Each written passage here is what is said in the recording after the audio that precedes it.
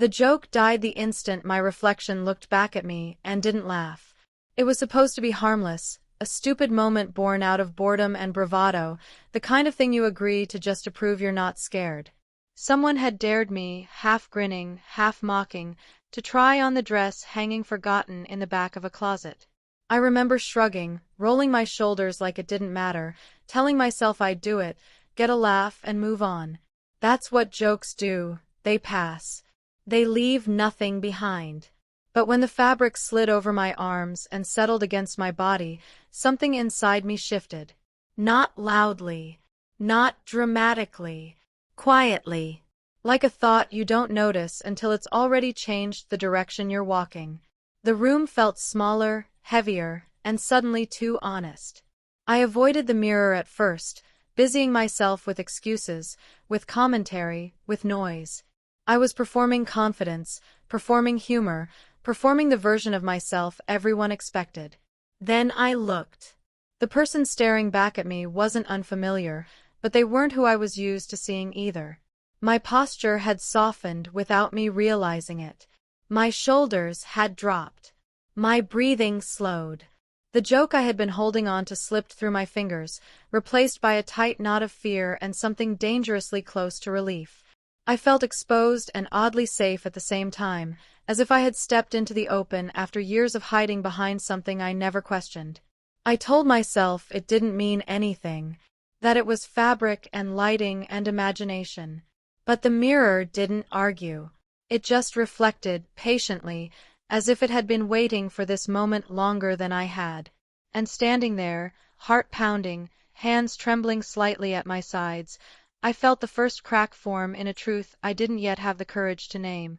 I laughed again, louder this time, forcing the sound out as if volume alone could make it believable. My friends laughed too, satisfied, already moving on, already convinced the joke had landed. That should have been the end of it. I should have changed back, tossed the dress aside, returned to the version of myself that never raised questions.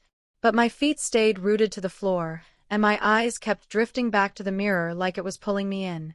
Every small detail felt magnified. The way the fabric moved when I shifted my weight. The way my hands didn't know where to rest anymore. I became hyper-aware of my body, not with discomfort, but with curiosity, like I was learning it for the first time. A strange calm spread through me, settling underneath the nervous energy. It scared me how natural that calm felt. Someone made another joke, nudging me playfully, and I smiled on instinct. The smile felt different, softer, realer. I noticed how my voice changed when I replied, not exaggerated, not fake, just subtly adjusted, as if my body was responding before my mind could catch up. That realization sent a sharp pulse of fear through me. I wasn't acting anymore. I was adapting. Inside, a quiet argument began. This is just novelty, one voice insisted. Anyone would feel strange in new clothes. Another voice, one I had ignored for years, whispered something far more unsettling. You've felt this before. You just never let yourself stay here. The tension between those voices tightened in my chest, each second stretching longer than it should have. I finally stepped away from the mirror, but the image followed me, burned into my thoughts. The joke had opened a door I hadn't known existed, and even as I told myself I'd close it soon, part of me was already wondering what would happen if I didn't. I told myself I would change back any second, that I was just waiting for the right moment, but time stretched in a way that felt intentional. Conversations flowed around me while my attention drifted inward, every word muffled by the steady thump of my heartbeat. The dress wasn't heavy, yet it grounded me, like an anchor holding me in a place I'd never stood before. I felt oddly present, more aware of my body and my emotions than I usually allowed myself to be. When I caught my reflection again, this time accidentally, in a darkened window, I didn't flinch. I studied it. The mirror had become more than glass. It was a question I couldn't ignore. I noticed how my expression had softened, how my eyes held a vulnerability I rarely saw. That sight stirred something warm and terrifying in my chest. I felt seen, even though no one else was really looking. Then doubt rushed in. What does this say about me? I wondered. What happens if someone notices how comfortable I look? The fear wasn't just about judgment, it was about truth. About what it would mean if this wasn't just a joke, if this feeling had roots deeper than a dare or a laugh. I realized I had spent years building walls around certain thoughts, and now, without warning, they were crumbling. I excused myself quietly, stepping into another room, heart racing. Alone again, I faced the mirror with a different kind of courage. I wasn't laughing now. I wasn't pretending. I was listening, to my breath, to my thoughts, to a part of myself that had been patient for far too long. And in that silence, the question returned, clearer than ever. What if this isn't temporary? I rested my hands on the edge of the sink and leaned forward, letting my reflection fill my vision. The room was quiet, but my thoughts were loud, circling, overlapping, refusing to settle. I searched my own face for something familiar, something reassuring, and instead found honesty staring back at me. Not dramatic, not sudden, just steady and undeniable. The longer I looked, the harder it became to pretend I was joking. A memory surfaced without warning, soft but persistent. Moments from childhood I had brushed aside. Times I'd felt drawn to things I was told weren't meant for me. Feelings I'd buried under humor, logic, and silence. I had always been good at convincing myself I was fine, normal, untouched by questions that made others uncomfortable. Standing there now, I realized how carefully constructed that certainty had been. Fear crept in slowly. Not the sharp kind, but the heavy kind, the fear of change, of what comes after truth. What would people say if they saw me like this and didn't laugh? What would I say if I admitted this feeling didn't want to go away? The idea of taking off the dress suddenly felt like erasing something important, something fragile I had only just discovered. I straightened up, inhaled deeply, and made a choice that felt small but significant. I stayed as I was. I didn't rush. I didn't hide. I let the moment exist, uncorrected. And in that stillness, a strange sense of pride bloomed, quiet and unfamiliar, like the first note of a song I hadn't known I was waiting to hear. When I stepped back into the room, something had changed, not around me, but inside me. The laughter sounded distant now, like background noise to a thought I couldn't shake. I moved differently, slower, more aware, as if every step carried meaning. No one noticed. That should have comforted me, but instead it stirred something deeper. I wasn't being watched, judged, or questioned. I was simply allowed to exist in this space, even if only temporarily. I caught myself adjusting the fabric without thinking, smoothing it down, aligning it just right. The gesture felt natural, instinctive, and that realization sent a quiet shock through me. How many instincts had I ignored over the years? How many small impulses had I dismissed because they didn't fit the story I told myself about who I was? The joke had cracked that story open, and now everything was leaking through. Someone asked how long I planned to stay like that, and I smiled, shrugging casually, deflecting with humor. But inside, my answer was different. I don't know, I thought. And for the first time, not knowing didn't feel like failure. It felt like honesty. As the evening wore on, I felt a growing tension, not from discomfort, but from attachment.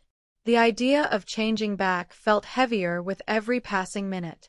I wasn't ready to let go of this version of myself, the one who felt present, calm, and quietly brave.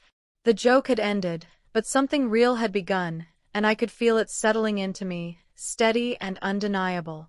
Time started to blur, stretching and folding in on itself the way it does when you're standing on the edge of something important. I stopped checking my phone. I stopped counting minutes. Instead, I listened, to the cadence of my breath, to the subtle way my body occupied space now, to the quiet confidence growing where embarrassment was supposed to live.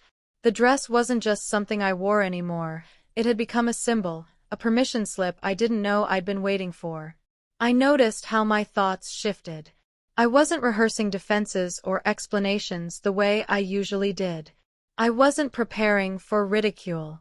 I was present, and that presence felt radical. Scary, yes, but also grounding. Like standing barefoot on solid ground after years of balancing on a narrow ledge. A flicker of guilt passed through me. What if this hurts someone? What if this changes how they see me?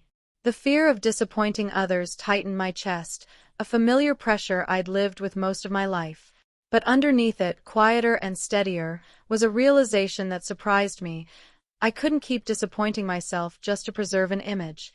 I glanced at the mirror again, not to check how I looked, but to check how I felt.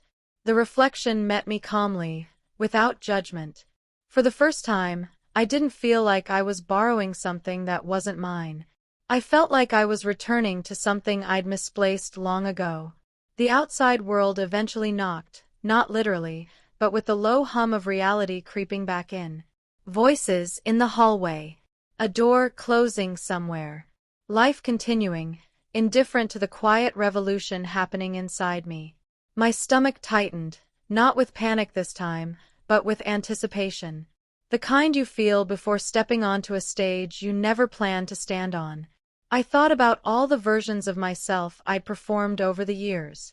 The agreeable one. The invisible one. The one who laughed at jokes that stung just to keep the peace. Each role had been a costume too, carefully chosen, carefully maintained. And suddenly it hit me, this, standing here, dressed in a way that finally aligned with how I felt, was the first time I wasn't performing at all. When I finally opened the door, nothing dramatic happened. No gasps. No thunderclap. Just a few glances that lingered a second longer than usual, expressions flickering with curiosity, confusion, maybe recognition. And in those seconds, my heart raced so loudly I was sure everyone could hear it. But I didn't retreat. I didn't apologize. I stayed. One person smiled. Not politely. Not awkwardly. A real smile, warm and unforced. It felt like a hand reaching across a gap I'd always assumed was unbridgeable. That small moment cracked something open inside me. I realized acceptance didn't always arrive as a grand declaration. Sometimes it showed up quietly, disguised as normalcy. As I walked away, the fabric moved with me, not against me. Each step felt intentional, like I was learning a new language through motion. I wasn't fearless, but I was no longer hiding. And that felt like progress I could breathe into. That night, the mirror followed me even when I wasn't standing in front of it. I could feel its presence in my thoughts, reflecting questions I had avoided for years. Who was I when no one was watching? Who was I when I stopped explaining myself? Lying in bed, I replayed the smallest details, the way someone's eyes softened instead of hardening, the calm in my chest that hadn't faded once I was alone again. The next morning, doubt tried to reclaim its territory. It arrived early, sharp and logical, listing risks like a careful accountant.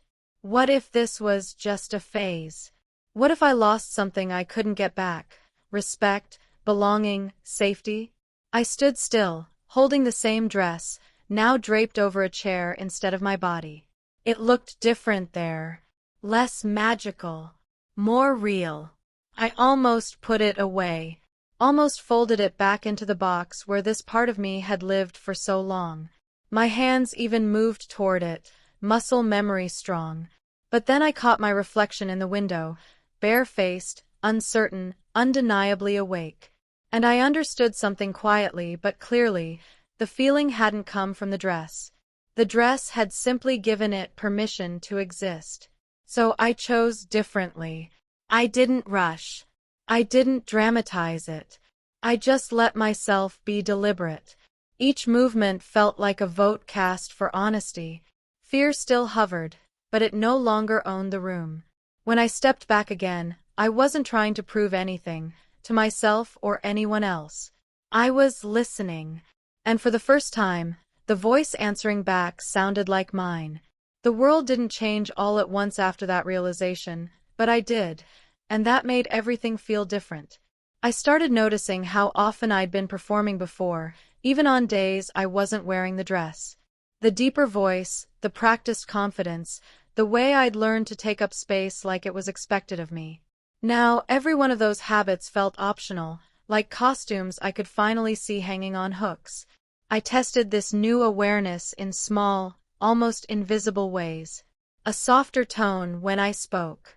Letting my hands move naturally instead of keeping them still. Choosing clothes that didn't argue with me all day. Each choice sent a quiet ripple through my chest. Sometimes fear, sometimes relief, often both at once. It was exhausting, but it was honest exhaustion, the kind that comes from growth instead of pretending. The mirror became a companion rather than a judge. Some days it showed me someone brave. Other days it reflected uncertainty so loud it made my stomach knot. I learned not to flinch from either. I learned that confidence isn't loud, it's steady. And mine was finally starting to stand on its own. Then came the moment I hadn't planned for. Someone close to me noticed. Not the clothes exactly, not the surface details, but the ease. The way I breathed. The way I smiled without checking myself. Their pause lingered just long enough to scare me, and in that silence, every old fear rushed back in. I waited, heart pounding, ready to retreat if I had to. And then they smiled, gentle, curious, real. In that instant, I realized I wasn't alone in this story anymore. The days that followed carried a rhythm I wasn't used to. Life kept moving, people kept talking, but I moved differently now. Every step felt weighted with choice. Every glance in the mirror was a conversation rather than a verdict. I had begun to notice details I'd ignored before, the way light fell on fabric, the subtle shift of posture when someone leaned in to listen, the quiet power in just existing without apology. Some moments were terrifying. Walking into a room, aware that I might be misread, judged, or laughed at, it made my stomach tighten. My hands trembled slightly at first, a reminder of years spent shrinking. But slowly, step by step, I learned to steady myself. The dress, the careful touch of makeup, even the way I held my hair, all of it became tools for exploration rather than performance. A friend approached me one afternoon. Their eyes lingered longer than polite curiosity allows. "You look different," they said, hesitating. My heart thumped, anticipation and fear tangled together. I didn't correct them. I didn't clarify. I simply smiled and said, "Thanks." And in that one word, unburdened by explanation, I felt a new freedom settle. That evening, I stood before the mirror again. The reflection no longer startled me. It whispered recognition rather than judgment. For the first time, I felt the truth of myself firmly in my own hands, not borrowed, not imposed, not a joke. The reflection had become a companion, echoing the courage I was still learning to hold. It wasn't a single event that changed everything. It was a collection of small, quiet moments that slowly stitched together a new sense of self. Each time I laughed without holding back, each time I let someone see me fully without flinching, I felt a little lighter, a little braver. The dress had been the spark, but now it was a symbol, a reminder that truth could be gentle and revolutionary all at once. I started to notice reactions in the people around me, subtle shifts, quick smiles, raised eyebrows, lingering glances. Some were curious, some were cautious, some were unsure. And I realized something profound. It didn't matter how they saw me. What mattered was how I saw myself. For the first time, my identity wasn't borrowed from expectations or jokes. It belonged entirely to me. Late one night, I sat cross-legged on the floor, dress pooling softly around me, staring at the mirror. I spoke aloud, the words trembling but honest, "I'm not pretending anymore." The reflection didn't answer. It didn't need to. I felt it in my bones, in the calm of my breathing, in the gentle sway of fabric that had once been costume and now felt like armor and home all at once. And in that stillness, I understood that transformation isn't about a single night or a single outfit. It's about letting yourself exist fully, authentically, in every small gesture, every careful step, every unguarded moment. And for the first time, I believed I could do just that. The morning light spilled through the window, soft and warm, casting long shadows across the room. I stood before the mirror one last time in that dress, and for the first time, I didn't see someone borrowed from. I saw me. Every hesitation, every fear, every secret longing reflected back, and none of it required apology. The reflection was steady, unflinching, and it smiled in a way that felt earned. I stepped out into the world, the weight of expectation lighter than it had ever been. Each footfall carried the echo of courage.